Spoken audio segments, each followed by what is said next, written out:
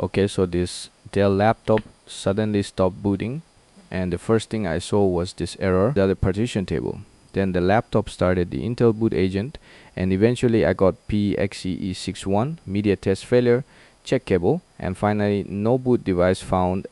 At this point, it looked like the hard drive had failed. But before doing anything like formatting the drive or reinstalling Windows, I wanted to check the hardware first. So I powered off the laptop, turned it back on, and pressed F2 to enter the Dell BIOS. Now we're inside the BIOS. The first thing I'm checking is system information.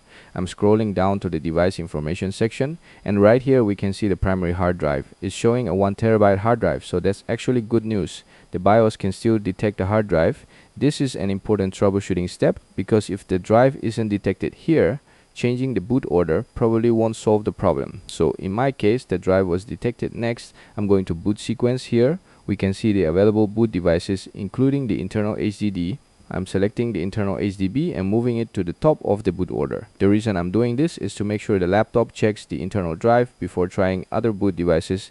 Then I'll click apply, but this still wasn't the main problem. There's one more setting we need to check. Here we have the boot list option, and mine is currently set to legacy. Now this is where things get interesting. The Windows installation on this laptop was using a UEFI and GPT setup, but the BIOS was currently configured for legacy boot, so the firmware was using the wrong boot mode for this Windows installation. That's why I was getting the invalid partition table message. So I'm changing the boot list option from legacy to UEFI. I'm only changing this setting because we're matching the firmware boot mode to the existing Windows installation, and look at that. The available boot options change.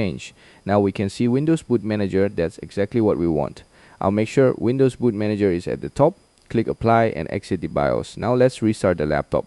Okay, the Dell logo is showing up, and now we have the loading animation. So far so good, and there we go. Windows is loading. Now we are at the Windows login screen, so the existing Windows installation is booting normally again. So what actually happened, the hard drive wasn't simply missing, Windows hadn't been deleted. The problem was the boot configuration. The BIOS was set to legacy while this Windows installation was configured for UEFI and GPT. Changing the boot list option to UEFI and making sure Windows Boot Manager was first allowed the laptop to boot the existing Windows installation correctly.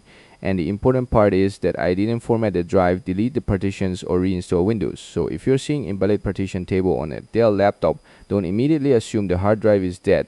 First, enter the BIOS with F2 and check whether the hard drive is detected under system information. Then check the boot sequence and make sure the internal drive is available. After that, check the boot list option. If your existing Windows installation uses UEFI, select UEFI and look for Windows Boot Manager. Just make sure you're matching the boot mode to the way Windows was originally installed. And if changing the boot mode doesn't solve your problem, don't start deleting partitions randomly. The next step would be to use Windows recovery tools to diagnose the boot configuration. Also, remember that the first screen showed time of day not set. If your Dell keeps losing the date, time, or BIOS settings after being completely powered off, the CMOS or RDC battery may need to be checked or replaced. But in this case, changing the boot mode from legacy to UEFI was what got the laptop back into Windows. So yeah, what looked like a dead hard drive turned out to be a boot configuration issue. If this video helped you fix the same problem, leave a like, subscribe for more PC troubleshooting, and I'll see you in the next one.